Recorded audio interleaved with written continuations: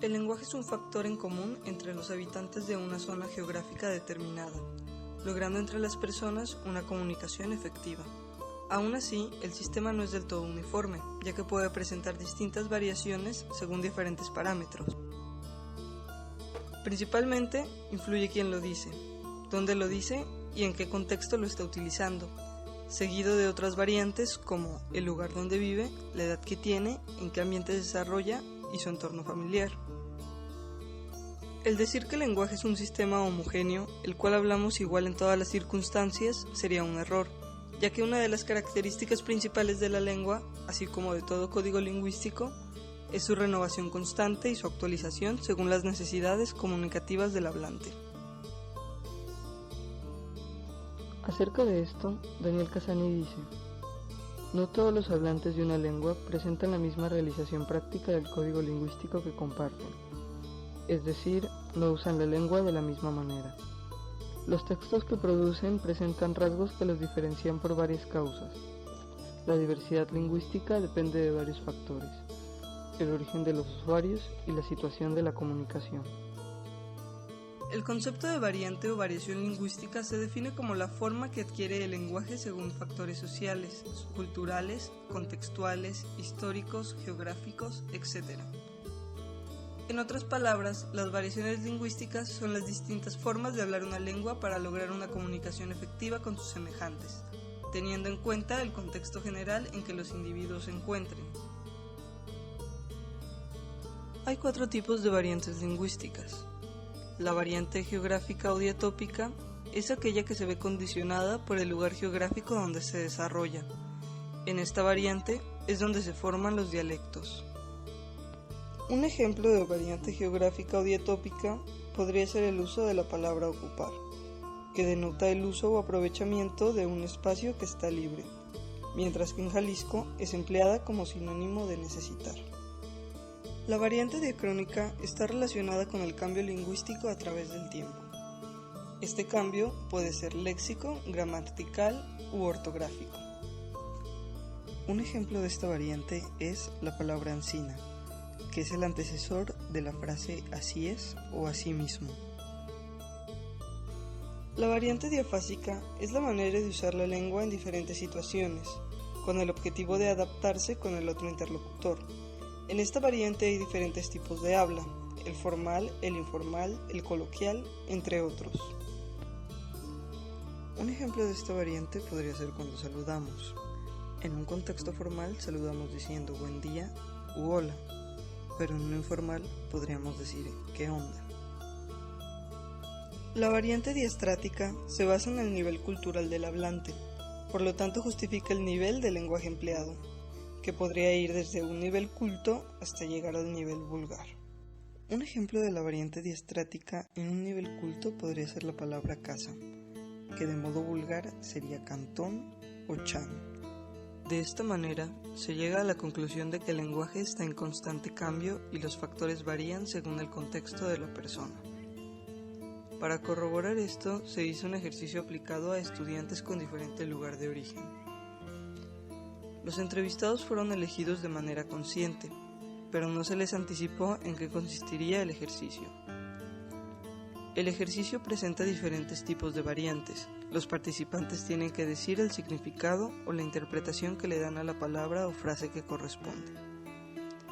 Los resultados fueron los siguientes.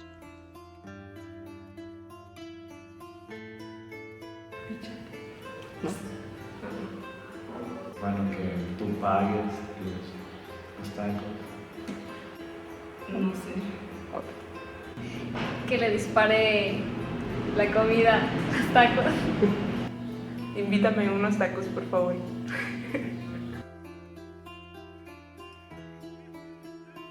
¿A qué? Recoger tu recámara, bueno, no recogerla, pero vaciarla. ¿Cómo arreglar tu habitación?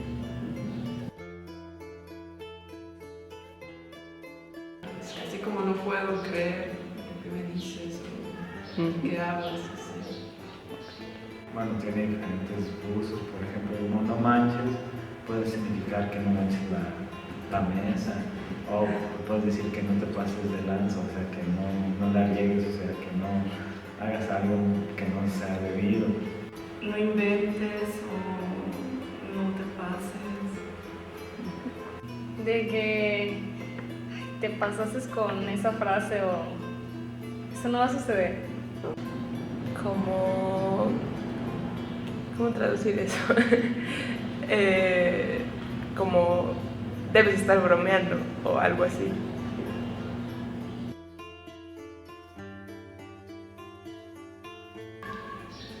Es en muchos sentidos, pero entiendo cómo acostarse con alguien. Hacer el amor también significa golpear, tiene varios usos, también puede significar que arruinases algo, también significa que está abierto a algo. Dar lata, estar molestando. Que estás molestando la vida. A molestar muy severamente.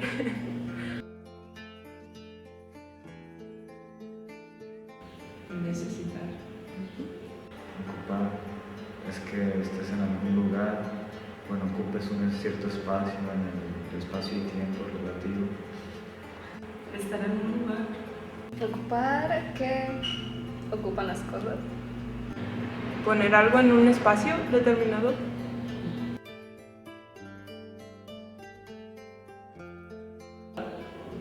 Enviar. Es que ordenes de forma imperativa a una persona. Dar órdenes. Que tienes que obedecer.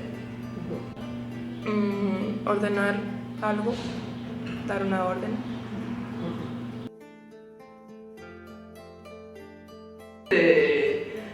Que he estado borracha. Me levanto cruda. Es cuando un día antes te emborrachaste y es el efecto secundario después de...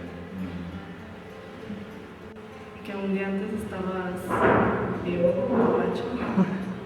Que tomó mucho el día de ayer. Resaca. Bueno, crudo también puede ser no cocinado completamente.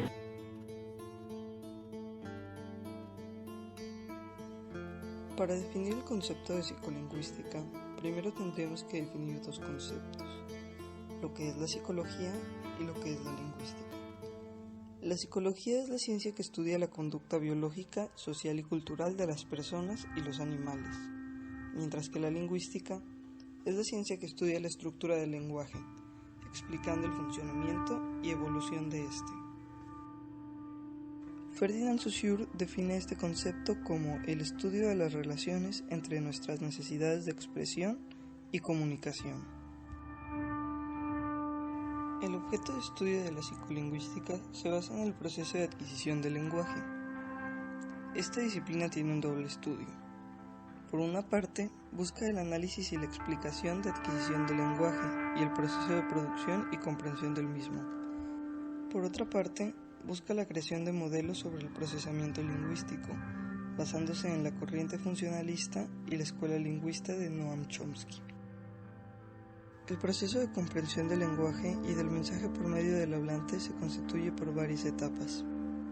Principalmente se identifican las unidades lingüísticas menores, como los fonemas y grafemas. Tales unidades pueden ser percibidas de forma auditiva o visual por medio de un análisis perceptivo desarrollado por nuestros órganos sensoriales. Ya que se reconocen estas unidades, se inicia el reconocimiento de las palabras y búsqueda de ellas en nuestro léxico para encontrar un significado. Después se deduce la relación de las palabras dentro de la oración y se extrae el mensaje de esta, agregándose en los conocimientos adquiridos del hablante. Por otra parte, el proceso de producción del mensaje consta de los siguientes pasos. El emisor, de manera oral o escrita, tiene intención de transmitir un mensaje. El emisor planifica el mensaje que quiere comunicar y para esto recurre a los conocimientos adquiridos. Ya que está planificado el mensaje, selecciona sus palabras y la estructura de estas para tener una transmisión adecuada para la comprensión del receptor. Finalmente, el emisor activa los sistemas motores necesarios para producir los fonemas y grafemas correspondientes, ya sean hablados o escritos.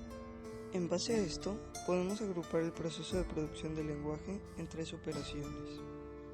Se determina el mensaje teniendo en cuenta la intención del emisor, el grado cognitivo de este y el contexto lingüístico en el que se está desarrollando. Se selecciona el léxico apropiado para emitir el mensaje y la estructura sintáctica adecuada a la situación. Y finalmente, la codificación fonológica.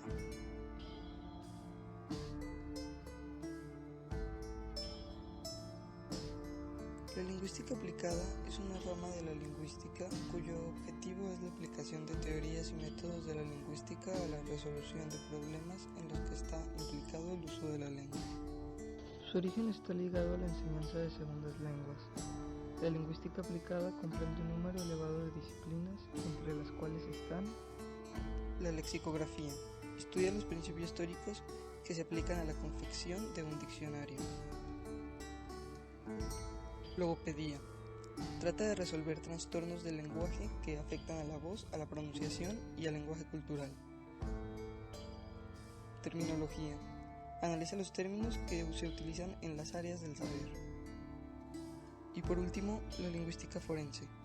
Intenta identificar la autoría de un texto con fines forenses.